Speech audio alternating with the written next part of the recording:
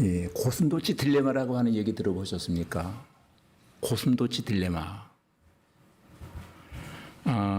이 말은 독일의 철학자인 쇼펜하우어가 그의 인생론에 기록되어진 내용인데, 내용이 이러합니다. 어느 추운 겨울날 많은 고슴도치들이 자기들의 체온을 유지하기 위해서, 아니 얼어 죽지 않기 위해서 서로 바싹 달라붙어 한 덩어리가 되었습니다. 그러나 그들은 곧 조금 견디는 가운데 그 가시가 찌른다라고 하는 사실을 깨닫게 됩니다. 그래서 그들은 서로 멀어졌습니다. 그러나 그 추위를 견딜 수가 없습니다. 살기 위해서는 온기가 필요합니다. 그래서 다시금 그들은 한 덩어리가 되었습니다. 그래서 가시가 서로 찔려 그들은 다시 떨어집니다. 그러기를 몇 번이고 반복하는 가운데 마침내 그들은 상대방의 가시를 견딜 수 있는 적당한 거리를 발견하게 되어집니다. 쇼펜하우어는 그것을 정중과 A라고 말하고 있습니다. 쇼펜하우어는 고슴도치를 통해서 너무 가까이 있으면은 피곤한 스타일의 사람들이 되어져 가고, 또 멀리 떨어져 있으면은 너무 애로워서 사람들이 온기가 필요해지는 순간, 고슴도치들은 그 몇 번의 시행착오를 통해서 서로의 적절한 거리를 찾기 시작합니다. 인간관계에도 적절한 거리를 유지하는 것이 얼마나 중요한가를 일깨워주는 내용이기도 합니다. 우리 사람들은 고슴도치처럼 침을 가지고 있지는 않습니다만은 보이지 아니하는 큰 침들을 우리는 가지고 있습니다. 본의 아니게 보이지 않은 그 침으로 상대방을 찌르면 상대방은 상처를 받기도 하고 또 상처를 많이 입기도 합니다. 그러나 상처를 입는다는 것 때문에 우리가 혼자서 살아갈 수는 없다는 거예요. 쇼펜하우어는 이것을 가리켜서 고슴도치 딜레마라고 말하고 있습니다. 이 고슴도치 딜레마를 통해서 쇼펜하우어가 하고 싶은 말이 있습니다. 너와 나의 관계가 아무리 사랑하는 관계요, 또한 내가 애롭더라도, 사람의 온기가 정말로 필요한 순간이 온다 할지라도 진짜로 좋은 관계 유지를 위해서라면 정중과 A가 필요하다. 가까운 관계일수록 정중해야 되고 지켜야 될 A가 지켜져야 한다는 그런 말이에요. 근데 어떻습니까, 여러분? 살아보니까 고슴도치 딜레마에 빠질 때가 우리도 없잖아 많이 있습니다. 중요한 것은 이 딜레마가 언제 발생합니까? 가장 가까운 사이에서 자주 발생한다는 심각성이 있습니다. 오다 가다 만나는 사람, 남남을 통해서 이런 문제가 일어나지 않습니다. 가장 가까이 있는 사랑하는 남편이요, 아내요, 가까이 다가가면 서로가 나도 모르게 찔러대기 시작합니다. 찌르고 나서 간격 유지를 하며 적당히 물러섭니다. 상대방의 가시를 견딜 수 있는 적당한 거리를 발견하지 못하고 함께 살아가며 애증관계 속에서 서로가 서로를 미워하며 원망하며 살아가는 가족들도 많이 있습니다. 부모와 자식은 사랑한다는 관계잖아요. 근데 부모와 자식 사이에서 사랑한다고 하는 이름으로 너무도 많이 서로에게 상처를 입힙니다. 당하는 사람은 그것 때문에 아파합니다. 어느 순간부터 서로가 서로를 포기해버리는 상태가 도달합니다. 나는 내 자녀를 포기했어. 나는 부모님을 포기했어. 아무리 해도 저분들은 안 돼. 쟤들은 안 돼. 의 관계. 형제와 자매가 함께 울고 웃던 어린 시절은 아련한 추억으로만 남게 되고, 어느 날부터 이웃 사촌만 또 못한 어정쩡한 관계가 되어지고 맙니다. 그렇다면 우리는 계속해서 이렇게 안타까워하며 포기하고 정중과 예의라고 하는 이름으로 적당한 간격만 유지하고 살아야만 하는 것일까? 올 가정의 달입니다. 이런 기회를 통해서라도 하나님의 선물로 허락하신 우리의 가정의 소중성을 다시 한번 생각해 보았으면 합니다. 오늘 저와 여러분은 에베소서 6장 1절로 4절의 말씀을 읽었습니다. 도대체 부모와 자식의 관계는 어떤 관계여야 되는가? 네, 깊이 있게 말씀드리지 않겠습니다. 적당히 들어가고 적당히 빠져나오고 다음 주에 어쩌면 재탕을 한번 하기 위해서라도 깊이 들어가지는 않겠습니다. 여러분, 하나님께서 세상을 창조하신 이후에 두 가지 제도를 만드셨습니다. 첫 번째 제도가 가정이고 두 번째 제도가 교회입니다. 가정은 창조 사역의 완성이고 교회는 구원 사역의 절정입니다. 그런 의미에서 가정은 축소된 교회가 되어야 되고 교회는 확대된 가정이 되어야 제 기능을 발휘하게 되어지는 겁니다. 우리의 가정이 교회가 될 수만 있다면 분명히 그 가정에는 꿈과 소망이 있게 되어질 것입니다. 이를테면 이런 거죠. 가정 안에 십자가의 은혜와 사랑과 용서와 공의를 자리 잡고 있다면 우리 모든 식구는 천국의 기쁨을 맛보게 되어진다는 겁니다. 십자가를 중심으로 세워진 가정에는 작은 천국이 되어져요. 그러나 십자가가 없고 부모의 어떤 권위와 권세만 남아있다면 어느 날부터인가 그 가정은 지옥 같은 가정이 되어서 거기에 살고 싶어 하지 않습니다. 가까이 하고 싶어 하지 않는다는 거예요. 그렇다면 교회와 가정의 상관관계는 뗄래야 뗄 수 없는 관계인데 꼭 있어야만 하는 필요한 관계인데 어떻게 하면 아름답게 세워져갈 수 있을까? 여기 우리는 고민해 보아야 됩니다. 과연 우리의 가정은 말씀 중심의 가정이 되어져 가고 있는가?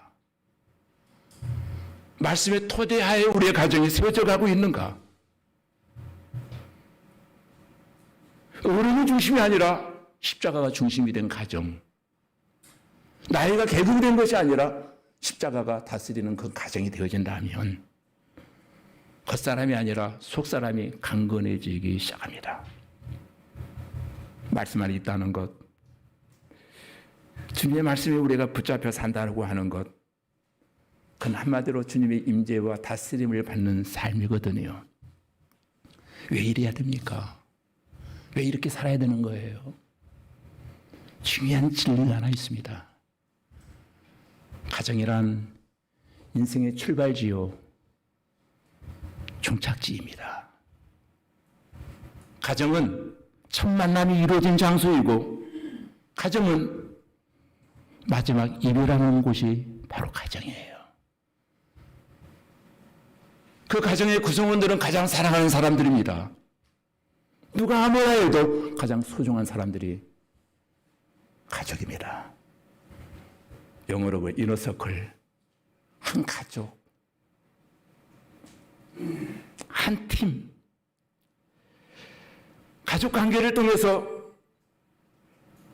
내가 누구인가를 비로소 알게 되고 또 가정을 통해서 어떻게 살아야 되고 어떻게 행복해지고 사랑과 행복을 배울 수 있는 장소가 바로 가정입니다.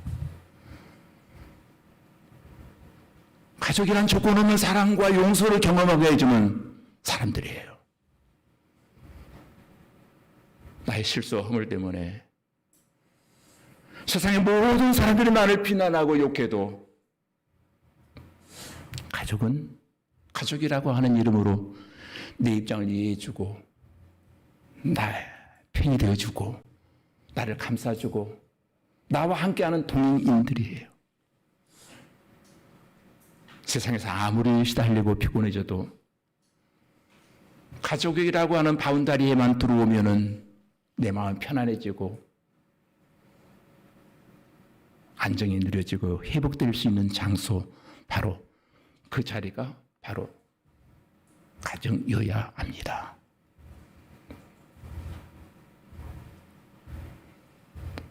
또한 교회도 모일 때마다 우리가 하는 단어가 하나 있습니다. 하나님을 아버지라 부르는, 우리는 영적인 가족이 되었다는 겁니다. 영적인 가족. 가족과 가족 사이에는 비판과 정죄가 있다면 그것은 내가 하나님 되려고 하는 교만이에요. 우린 가족이잖아요. 영적인 가족. 허물과 실수가 없잖아, 있어요. 서로가 실수하고 용서하고, 실수가 있다면 용서하고, 부족하다면 채워주고, 연약하다면 도와주고, 잘하면 인정해주고, 늘 서로의 행복을 빌어주는, 나는 너희들이 행복했으면 좋겠다. 나는 우리 교회들이 다 행복했으면 좋겠다.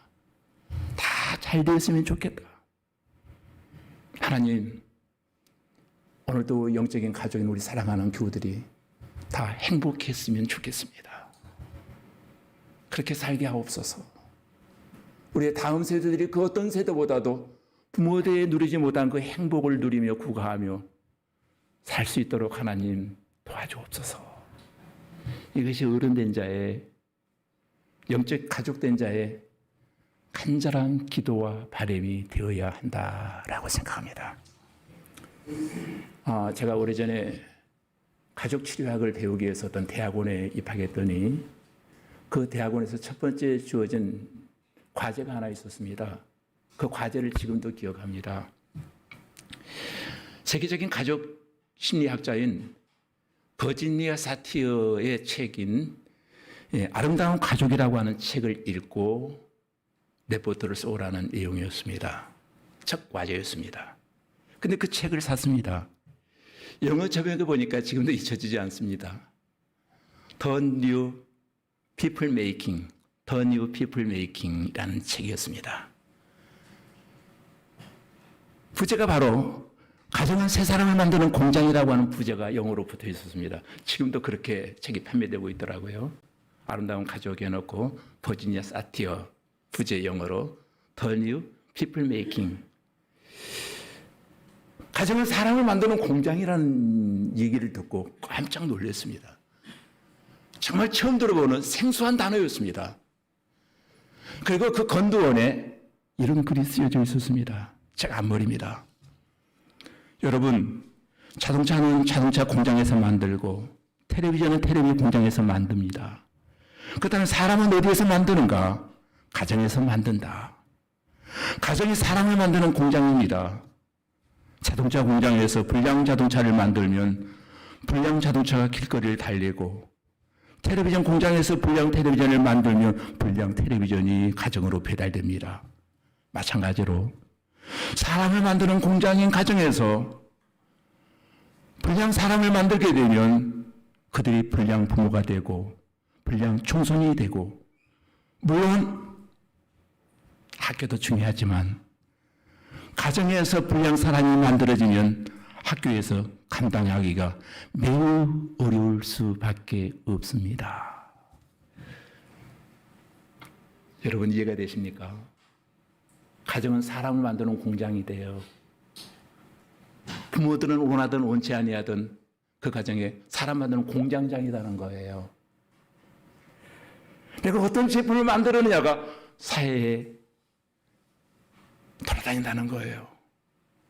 불량 제품을 만들어오는 불량 인간들이 세상에 가득 차고, 선한 사람을 만들어오면 선한 사람들이 세상을 이끌어가고 주도하게 된다는 거예요. 오늘 설교가 너무 무겁죠, 여러분? 표정이 너무 어두워지는 것 같은데 죄송합니다. 그러나 우리 마음속에는 한 가지 소원이 있습니다. 우리 가정이 행복해지기를 원한다는 거예요. 오늘 설교하는 목회자의 간절한 바람이 있다면 나는 여러분이 행복했으면 좋겠습니다.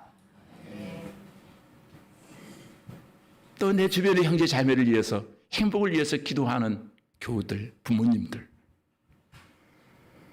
우리 가정에서 불량품이 나온다. 이건 정말 불행한 사건이잖아요. 그건 내가 불량 부모라는 거예요. 불량한 자녀, 불량한 사람이 되지 않기를 원합니다. 그렇다면 도대체 우리의 가정은 어떤 가정이 되어야 될까? 수없이 그런 질문을 던져봅니다. 도대체 하나님의 선물로 허락하신 가정이란 무엇일까? 도대체 가정이란 무엇일까?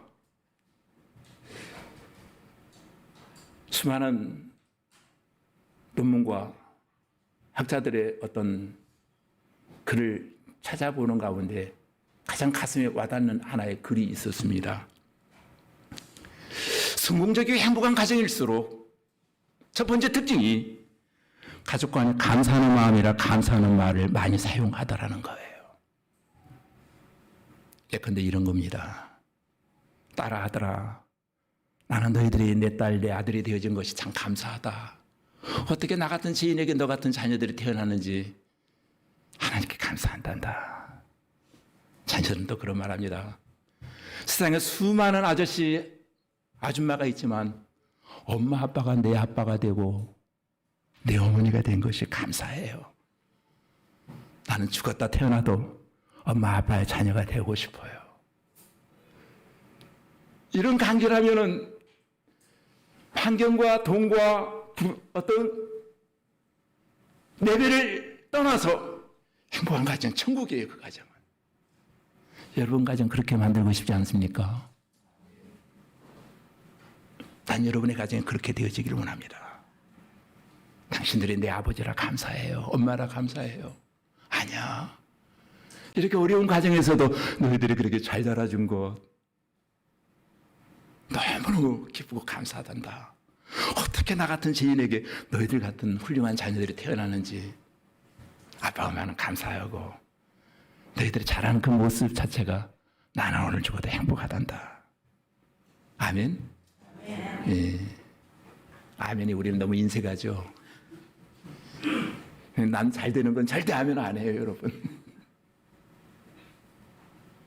둘째로 가족 사이에 함께 할 수 있는 시간이 많이 있느냐, 대화할 수 있는 시간이 많으냐.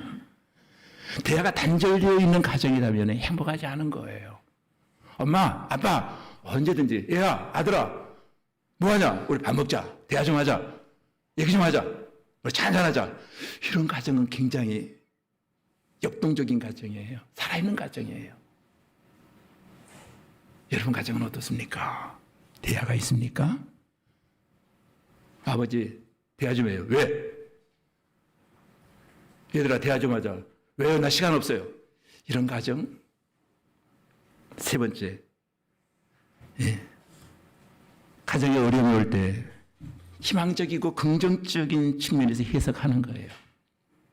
아, 어려운 것은 우리 함께 기도하라는 신호인가 보다. 얘들아, 우리 어디 바닥 정해 멀고 넷빛 생활하며 하나님이 해결해 주실 때까지 우리 함께 기도하자. 예배드리자. 이럴 때일수록 우리가 예배와 기도에 성공해야 돼. 하나님께 멀어지면 그것은 복받지 못할 일이야. 영적으로 지금에 주어진 사건을 조명하는 거예요. 아마도 이렇게 어려운 것은 하나님 우리의 가정에 요구하시는 것이 있나 봐. 기도를 요구하시고 예배를 요구하시는 것 같아. 너희들도 함께 예배 드려주지 않으렴. 너희들도 함께 나를 위해서 기도해 주지 않으렴. 참 어렵거든. 그 어떤 시기보다도 이번이 제일 어려운 IMF 같아. 이때야말로 난 너희들의 기도가 필요하다. 얘들아, 엄마를 위해서 아빠를 위해서 기도해다오. 또 얘들도 엄마, 아빠, 나 이런 계획을 가지고 지금 도전하고 있는데 견딜 수 있도록 끝까지 최선을 다할 수 있도록 엄마, 아빠 기도해 주세요. 이런 가정. 그리고 신앙을 갖는 가정들이 아주 결정적으로 행복을 유지하더라는 거예요. 이 조사는 가족연구소에서 40년간 실시한 건데 이와 같이 신앙을 가진 가정이 성공할 확률이 굉장히 높더라는 거예요. 여러분, 신앙을 가진 가정이란 어떤 가정을 말할까요? 신앙을 가졌다. 그냥 교회 다닌다. 여러분, 교회 다니는 것과 신앙은 달라요, 사실은. 종교인이 있고 신앙인이 있어요. 종교인과 신앙은 엄밀하게 다릅니다. 그냥 교회 다녀주는 거예요, 종교인은. 예. 뭔가 우연히 뭔가 일어나겠지. 그러나 신앙인은 예수 믿는 사람들이에요. 십자가의 중심과 십자가의 다스림과 말씀의 통치하에 들어가 있는 사람들이 신앙인이거든요. 사도행전 16장 31절에 바울이 감옥에서 외칩니다. 우리가 어찌하여 구원을 받으리까? 간수장이 물어보았을 때 바울이 외칩니다. 주 예수를 믿어라. 그리하면 너와 내 가정이 구원을 받으리라. 정말로 구원받은 완성체의 행복한 가정이 이루어지기를 원한다면 주 예수를 믿으라. 이 말이 뭐예요? 예수의 통치를 받아라. 교회 다니는 것 그거를 만족하지 말고 과연 네 마음속에 십자가의 통치가 이루어지고 있는가?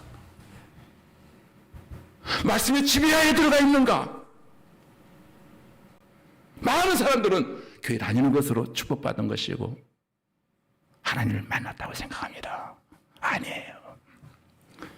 예수의 통치가 이루어지지 아니한다면은, 말씀의 다스림이 나를 통해서 전개되어 가지 아니한다면은 그냥 우리는 종교인이에요.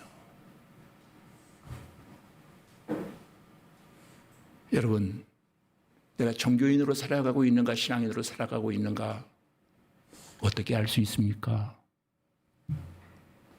여러분에게 주어진 시간과 돈을 어디에 사용하는가 보면 알 수 있습니다. 하루 24시간 공평하고 정의롭게 하나님은 우리에게 24시간을 주셨습니다. 근데 그 시간을 성공한 사람은 성공할 수밖에 없는 방법으로 그 시간을 활용하고, 실패하는 사람은 실패하는 수밖에 없는 방법으로 그 시간을 활용합니다. 남용합니다. 근데 신앙 중심의 통치를 받는 사람이라면 그 시간을 어디에 여러분 많이 사용하고 있습니까? 뭐니 해도 머니가 최고라고 하는 시대에 여러분의 돈은 어디에 사용되어지고 있습니까? 하루 중 어디에 여러분의 시간을 가장 많이 사용하느냐? 그리고 무엇을 위해서 돈이 가장 사용되어지고 있는가? 여러분, 예수님과 나와의 관계 유지를 위해서 하루 몇 시간을 사용하고 계시는가요? 일주일에 한 번 교회 다니는 것으로? 종교인이죠. 죄송합니다. 위로해주고 막 괜찮다 해줘야 되는데 전 그렇게는 못하겠네요. 왜? 하나님 말씀이 그건 아니잖아요. 여러분은 종교인입니까? 신앙인입니까? 찔림이 와야 돼요. 나에게 주어진 시간을 가장 많이 어디에? 무엇을 위해서 사용하고 있는가? 예수님께서 우리 가정의 주인으로 모시면 주인신 예수님께서 우리 가정의 모든 문제를 해결해 주실 거예요. 산으로 크고 작은 문제 분명히 일어납니다. 있을 수밖에 없습니다.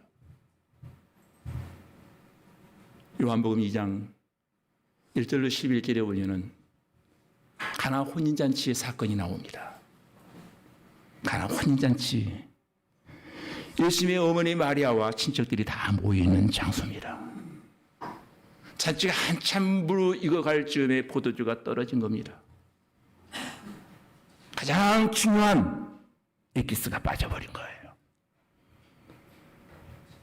처음에 예수님은 그 문제 해결에 위해서 적극적으로 나서지 않았습니다. 그러나 나중에 잔치에 초대된 손님이었지만은 예수님께서 그 가정의 문제를 바로 직시하게 되어집니다. 연회장에게 말합니다. 물을 항아리에 채우라.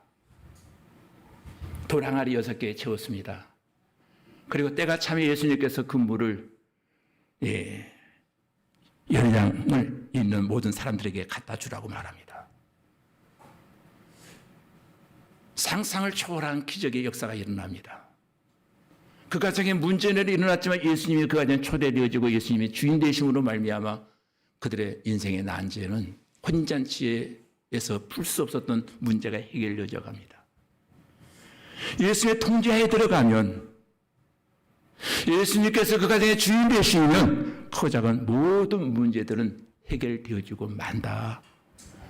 가나안 혼인잔치를 통해서 주님께서 우리에게 보여주고자 하는 교훈이 하나 있었습니다. 그 당시 영지주의라고 하는 게노시스주의라고 하는 파가 교회를 혼란스럽게 하고 있을 즈음이었어요. 그건 영적인 것은 선한 것이고 육적인 것은 나쁜 것이다. 영지주의, 영을 갖다 우선시하는, 영으로 사는 건 좋은 거, 육적인 건 나쁜 것이다. 그래서 결혼을 반대하는 사람들이 많았습니다. 독신주의로 사는 사람들이 많았습니다. 그런데 예수님께서 첫 번째 기적을 가나 혼인잔치를, 가장 한 혼인잔치를 집에서 베푸신 이유는 결혼은 하나님께서 허용하신 아름다운 제도다. 결혼 제도를 무시하는 것은 바람직한 것이 아니다. 첫 번째 기적을 예수님이 동참하신 물도 변화의 포도주가 되어진다라고 하는 말씀을 하신 것입니다. 여러분, 오늘 보면 6장 1절로 3절까지 보면은 자녀들을 향한 교훈이 나오고요. 4절에 보면은 부모님들을 향한 교훈이 나옵니다. 누가 뭐라 해도, 예수를 아무리 열심히 믿어도 우리 성도들이 해야 될 기본 원칙이 있습니다. 부모에게 주 안에서 순종하고 공경하라고 말합니다. 예.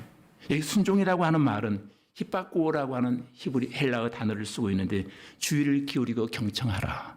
무슨 말인가 하면은 자녀들이 좀 배우고 시간이 흐르면 부모의 말을 귀담아 듣지 않고 경청하려고 듣질 않아요. 부모의 말은 별로 중요한 것이 없다고 생각해요. 길을 막아버려요. 안 들어요. 커갈수록. 근데 순종하라, 히빠꾸오, 이 말은 경청하고 순종하고 귀담아 들어라. 근데 공경하라라고 하는 띠마오라고 하는 중국어 같은 단어가 쓰여지고 있는데, 이 말의 의미는 존경하라. 혹자는 시비 겁니다. 아니, 존경할 게 있어야 존경하죠. 나를 낳아준 것 하나만으로도 자녀들은 띠마오, 부모를 존중해야 하고 공경해야 된다는 거예요. 존경해야 된다는 거예요. 그러면 어떤 일이 일어나는가? 3절의 축복이 이루어진다는 거예요. 공동번역 성경에 보니까 그 약속, 계명을 잘 지킨 사람은 복을 받고 땅에서 오래 살리라, 이렇게 말합니다. 부모에게 잘하면 땅에서 잘 되고 땅에서 오래 생명이 길어진다는 거예요. 주 안에 살아. 주님의 마음으로, 기도하는 마음으로, 주님께서 가르쳐 주신 대로, 주님께서 보여주신 대로 부모에게 순종하고 공경하라. 이 말씀 앞에 여러분 언제나 아멘이 되어지기를 주님 이름으로 축원합니다. 부모이기 때문에. 그러면서 4절에 보니까 부모에게 말합니다. 부모는 자녀를 오직 주의 교훈과 훈계로 양육하라. 주 안에서 자녀를 교훈하고 훈계하라는 거예요. 아비들아, 너희 자녀를 노엽게 하지 말고 오직 주의 교훈과 훈계로 양육하라. 여기 노엽게 하지 말라. 이게 부모들이 가장 많이 실수하는 내용이 바로 노엽게 하는 일이에요. 이것 하나 때문에 평생 수고해놓고 이것 때문에 부모와 자녀의 관계가 어그러지는 경우들을 많이 보게 되어집니다. 노엽게 하지 말라. 빠로르기조라고 하는 헬라어를 썼는데, 이것은 성내게 하지 말라. 아이들을 경록게 하지 말라. 부모라고 하는 건조로 막 욱박 지르면은 저건 말도 안 돼. 아무리 부모지만 아이들이 경로한다는 거예요. 성내고 화낸다는 거예요. 그러면은 그 순간부터 부모와 자녀 사이에 38선이 하나 그어진다는 거예요. 짠 거예요. 보이지 않는 38선이. 아, 우리 부모는 아무래도 안 돼. 그냥 이렇게 관계를 유지하고 우리는 고슴도치처럼 살아야 되려나 봐. 딜레마에 빠집니다. 그런데 중요한 것은 자기 자녀에게 상처를 주고 싶은 부모가 어디 있겠습니까? 내 자녀에게 상처를 주려고 일부러 노력하는 부모는 존재하지 않아요. 그런데 우리 인간은 불완전한 존재들이에요. 그러고 싶진 않았지만 자기도 모르게 그냥 욱 하고 성내요. 아이들이 가까이 가지를 못해요. 찌를까, 아버지의 그 큰 소리, 아버지의 그 경로가 나를 찌를까 봐 내 가까이 오지 못해요. 그러고 싶지 않았는데 본의 아니게 보이지 않는 가시로 내 자녀를 찔러대는 거예요. 그러므로 사람마다 차이는 있지만 모든 인간은 다 깨어진 아버지의 이미지를 우리는 갖고 있습니다. 나도 모르는 사이에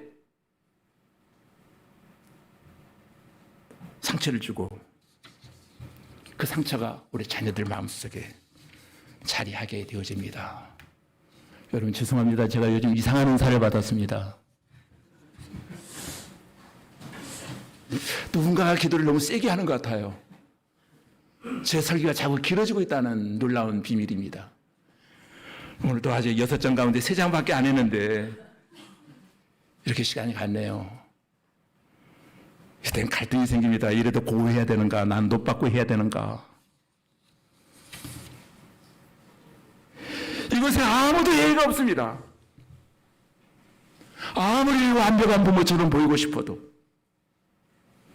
아무리 완벽한 가정처럼 보여줘도 들여다보았더니 그 가정에 상처가 있고, 그렇게 행복해 보이던 사람도 어느 날 우리 쪽에서 왜 그러냐고 물었더니 마음의 상처가, 홀로 있을 때 그늘진 얼굴, 뭔지 모르는 어두운 얼굴을 하고 살아갑니다. 오래전부터 성장기에부터 쌓였던 부모와의 관계, 부모에게 받았던 그 상처가 치료되지 아니하고 성인이 되어버렸어요. 그 문제와 말씀하면 갑자기 아이가 되어가는 건, 그때 그 사람이 생각났어. 이름하여 그 사람을 성인 아이라고 뭐라 합니다. 성인 아이. 어른은 되었음에도 불구하고 어린 시절 그 아빠 엄마에게 받았던 그 상처가 불현듯 생각날 때 내 생각은 마치 탑을 날아서 백지 상태가 되어버리듯 온전히 캄캄해집니다. 그렇게 자란 내가 나는 저런 부모 절대 안 될 거야 라고 곱씹어 일치고 또 이빨을 앙당 물었건만 내가 부모가 되어진 다음에 배운 게 없었어요. 내가 어떤 부모가 돼야 될지, 어떻게 해야 자녀들이 행복할지, 어떻게 해야 자녀들이 평안을 누리는지 알지 못했어요. 그냥 성공만 하기를 원했던 거죠. 나는 그랬지만큼 자녀들이 되지 않아요. 여러분, 부모가 되고 나서도 자기 자녀들에게 그 아팠던 상처를 다시금 주고 있어요. 자꾸 찔러댑니다. 그러니까 문제는 내가 상처를 주느냐 안 주느냐가 아닙니다. 다 주었습니다. 저도 그렇고요. 저도 그래요. 이 말을 하고 있기는 저는 의인이다 아니에요. 저도 그랬어요. 여러분도 그렇고요. 다 주었습니다. 그렇다면 얼마나 큰 상처를 주었느냐가 문제이지, 안 준 사람은 하나도 없고 안 받은 사람은 하나도 없다는 거예요.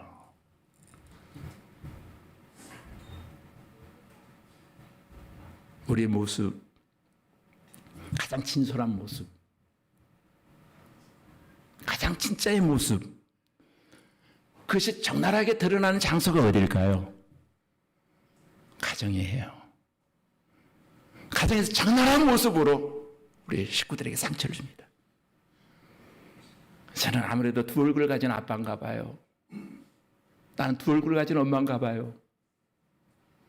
교회에서는 그렇게 착한 척하고 신실한 척하고 천사 같은 모습이었는데 왜 가정만 가면은 나는 사탄이 되어 있는지 모르겠어요. 악마가 되어져 가요. 여러분 어떻습니까? 우리는 다 두 얼굴의 사나이처럼 두 얼굴의 모습을 가지고 가정에서의 모습과 교회에서의 모습이 다릅니다. 자녀들은 교회에서 보았던 그 인자한 아빠 엄마의 모습을 가정에서 보기를 원하거든요. 가정에 가면 터프가이가 되어집니다. 다 방구도 뿡뿡 끼고, 이건 웃자고 하는 소리입니다. 굉장히 이선적인 삶을 살아갑니다. 여기에 자녀들은 상처를 받습니다. 우리 교회에서 맨날 살았으면 좋겠다. 여러분, 우리가 하나님의 말씀을 성경을 읽지 않고 기도하지 아니하면서 어떻게 우리 자녀들을 주의 교훈과 훈계로 양육할 수 있겠습니까? 한 번도 진솔하게 기도하는 모습을 보인 적이 없어요. 밥상이 차려졌을 때 얘들아 이리 와라. 아빠가 기도할게. 기도한 이후에 어른이 숟가락 들고 애들이 숟가락 드는 거예요. 그냥 밥상 만드는 누구든지 가서 그냥 삽질하고 앉아 있어요. 이런 가정 아니잖아요. 엄마 기도할 때까지 아빠 기도할 때까지 기다리자. 뭔가 가정에 정준과 예의가 있어야 되는데 정준과 예의가 사라져버렸어요. 여러분, 예수님이 여러분의 가정의 주인이시다면 그 가정에 예배가 살아있고 기도가 살아있어야 돼요. 십자가 중심으로 가정을 조명하기 시작할 때 비로소 내가 누구인가를 알기 시작해요. 아빠가 누구이고 엄마가 누구이고 내가 누구인가. 우리 모두는 다 죄인이라고 하는 사실 앞에 부모의 그 허물도 용서할 수 있고요. 자녀들의 그 실수도 용납할 수 있어요. 십자가 그늘 아래 우리 모두를 조명하는 거예요. 우리 부모님도 어쩔 수가 없는 죄인들이었구나. 우리도 어쩔 수 없는 죄인들의 자녀구나. 십자가를 중심으로 할 때 진정한 사랑과 용서와 은혜를 나눌 수 있거든요. 십자가 중심으로 세워진 가정이 나를 언제든지 용납할 수 있고 언제든지 안식을 누릴 수 있습니다. 여러분, 남자와 여자가 사랑하여 결혼한 뒤에 그 좋은 감정, 러브한 마음이 얼마나 유지될 수 있다고 생각하십니까? 사랑하는 그 마음이 몇 년 유지된다고 생각하십니까? 예, 저는 알고 있습니다. 궁금한 분은 저에게 개인적으로 질문해 주시기 바랍니다. 그리고 사람이 살아가면서 매일 사랑스러운 모습만 보면서 살아갈 수 있습니까? 사랑했던 그 인간이 때로는 나에게 온수가 되어줄 때도 있고요. 상처를 주고 고통을 주는 일이 일어나지 않을까요? 여러분, 분명히 일어납니다. 예. 사탄은 남편과 아내가 서로 맞서고 대결하여 상대를 꺾어버리라고 말합니다. 사탄은 여러분의 행복한 꼴을 절대 못 봐요. 예배 잘 드리고 신실한 신앙이 되어져 가는 것을 사탄은 절대 사탄의 눈에 흙이 들어가기까지는 참을 수 없는 일들이에요. 사탄의 그 역사 때문에 여러분 예배가 제일 손해봐요. 기도가 가장 많이 손해봅니다. 사탄은 여러분 기도하는 걸 싫어해요. 또 사탄은 가정 안에서 십자가 중심으로 살아가는 것을 싫어해요. 그래서 사탄은 우리에게 인간이 산다는 게 별거이니 하고 싶은 대로 다 말해. 감정대로 하긴 그대로 행해. 사탄은 우리를 부추깁니다. 보다 더 인간적인 삶을 살아. 하나 되어야 될 가정이 차지하지 못하고 정준과 예의를 상실해버리는 순간 깨어지고 파괴되어 갑니다. 십자가의 능력, 그 능력만이 가정을 깨뜨리는 사단의 계계를 이길 수 있어요. 십자가의 능력과 그 사랑이 사라져버렸다면 벌써 예배와 기도가 손해를 보고 있어요. 주일날 교회 다녔는데 그냥 종교인이에요. 삶 속에서 신앙이 생활화되어져 가고 있는가, 신앙생활이 이루어져 가고 있는가. 여러분, 성경 가정에서 부모에게, 형제들에게 상처받은 것이 해결되지 않아 평생 열등의식, 피해의식, 대인관계, 결핍, 패배의식, 수치심에 사로잡히는 사람들이 얼마나 많은지를 모릅니다. 어른이 되었음에도 불구하고 내면에 있는 그 어린 시절의 상처가 치료되지 않아서 아이 때의 모습 그대로 성인 아이가 되어 살아가는 사람들이 많습니다. 십자가의 사랑만이 여러분의 그 병든 마음, 아픈 마음을 치료할 수 있습니다. 영국의 정신과 의사인 잭 도미니언이라는 사람이 성경에서 본 성이라고 하는 책을 썼습니다. 행복한 결혼 생활, 성공적인 결혼 생활이 되어지기를 원한다면 그 가정에 세 가지가 있어야 된다. 첫째, 지지. 어떤 지지해주고 치유해주고 성장하는, 서로가 서로를 지지해주는 어떤 모습이더라도 지지해 주는 것. 그리고 그 사람과 대화하는 가운데 힐링의 역사, 치료되어지는 역사, 어떤 문제, 아픔을 가지고 있을지라도 대화 중에 그 아픔이 치료되어져 가고, 그리고 성장하는, 서로가 영적으로나 육적으로나 서로가 성장하는데 레벨이 빌드업 되어져 가는, 서로가 성장, 높이 올라가는 이 세 가지가 있어야 한다는 거예요.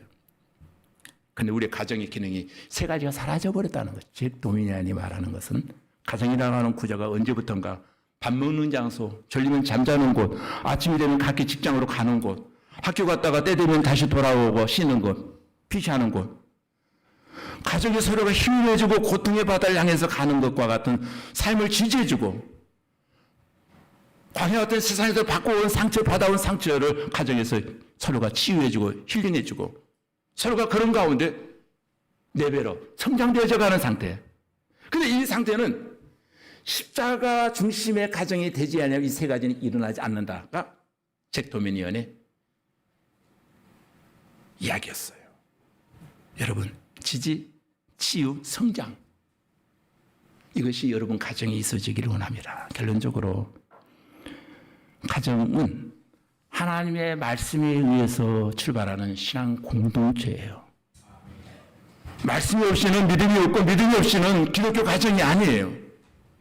따라서 말씀과 믿음에 기초하지 아니하는 가족사랑, 교회사랑은 진실한 사랑이 되어줄 수 없고 집단 이기주의로 향하는 그냥 인본주의적 사랑이 되어져 간다는 거예요.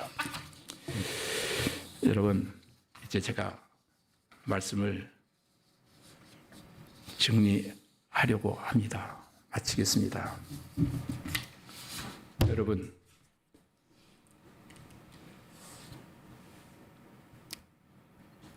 파워포인트 하나 이제 말씀을 마치겠습니다. 하나님께서 세상을 창조하시고 세우신 두 가지 제도가 있다고 말했습니다. 첫 번째는 가정이요, 두 번째는 교회입니다. 가정은 창조 사역의 완성이고 교회는 구원 사역의 절정입니다. 자, 가정이란 무엇인가? 인생의 출발지요, 중착지입니다. 최초의 만남이 이루어진 장소이고 이제 마지막 이별하는 곳, 그것이 여러분의 가정입니다. 과연 여러분의 가정은 사람을 만드는 공장인지, 새 사람을 만드는 공장인지, 아니면 불량품을 만들어내는 공장인지 곰곰이 생각하며 가정이란 무엇인가를 심각하게 고민하며 이 시간 제가 여러분에게 세 가지 기도 제목을 드리겠습니다. 하나님, 이 땅에 사는 나에게 가정을 선물로 주신 하나님 감사합니다. 가정이 있게 내가 엄마가 되고 아빠가 되고 애들이 나를 아버지라 부르고 엄마라 부른 거 감사합니다. 자녀들은 부모가 계심을 감사하는 그 기도, 가정을 주심을 감사하고요. 두 번째는 부모님께 주 아래에서 순종할 수 있는, 우리 자녀들이 나에게 순종하기를 원하는 것처럼 나도 우리 부모님에게 순종하고 공경하는 마음을 달라고, 우리 자녀들이 나에게 잘하는 것처럼 나도 우리 부모님에게 잘하는 그런 순종과 공경이 있는 자녀가 되게 해달라고 기도해 주시고, 세 번째 기도 제목을 드립니다. 십자가의 사랑이 있는 가정 되게 하옵소서. 제가 우리 반주 잠깐 연주해 주시고요. 한 5분간 우리 소중한 가정을 위해서 세 가지 기도 제목을 가지고 함께 기도하는 시간 갖도록 하겠습니다. 은혜로우시고 자비하신 아버지 하나님, 올 가정의 달을 우리에게 선물로 허락하시고 이제 우리 가정의 소중함을 다시 한번 재인식하며 가정을 재해석할 수 있도록 은혜 베풀어 주시오니 감사합니다. 하나님, 우리에게 광야와 같은 세상을 사랑하는 우리에게 선물로 가정을 허락하시고 우리의 가족을 허락하시고, 아버지 하나님, 나를 아버지라 어머니라 부를 수 있는 자녀가 있고 사랑하는 딸과 아들들을 우리에게 주신 것을 감사합니다. 이제 아버지 하나님, 그 소중한 자녀들을 위해서, 그들의 행복을 위해서 행복한 가정을 추구하며 날마다 기도하는 역사가 일어나기를 원합니다. 오늘도 부모님에게 주 안에서 순종하고 공경하라고 하는 말씀하셨습니다.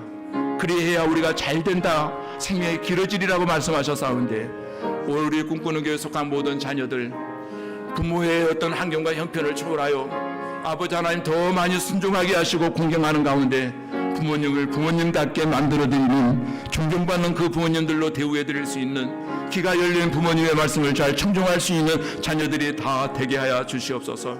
하나님 아버지, 우리에게 허락하신 이 가정은 십자가 중심으로 세워져가는 복된 가정이 되어져 가기를 원합니다. 항상 십자가를 중심으로 해서 용서하게 하시고 용납하게 하시고 서로가 감싸주게 하시고 서로가 보듬어주며 함께 갈 수 있는 복된 가정이 되게 하여 주시옵소서. 우리 연약함을 하나님 아십니다. 우리의 부족함도 아십니다.